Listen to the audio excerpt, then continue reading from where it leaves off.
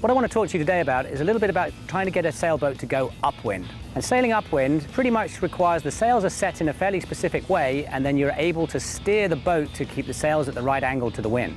So taking each of the sails in turn, first of all looking at the sail at the front of the boat, the jib, you want to pull that in nice and tight using your jib sheet, but to get a good frame of reference, have a look up the side of the mast at the spreader and try and get the back edge of the jib to be in line with the end of the spreader. That's going to give you a pretty accurate position for where the jib should be.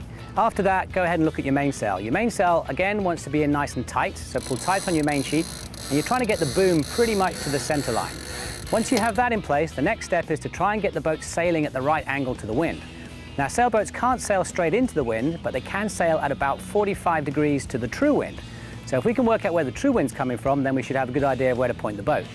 So we need a visual indicator out on the water for where the wind is coming from. And for me, I like to use the waves. The waves are the ripples on the surface of the water. They tell me where the wind is, and once I know where the wind is, I can then angle my boat at about 45 degrees to that and start the boat moving upwind.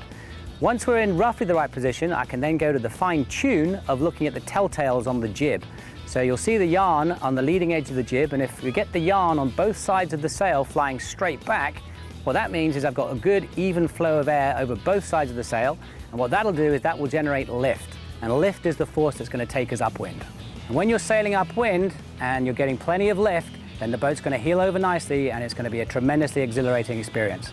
And that's how to set the sails up and trim for upwind sailing.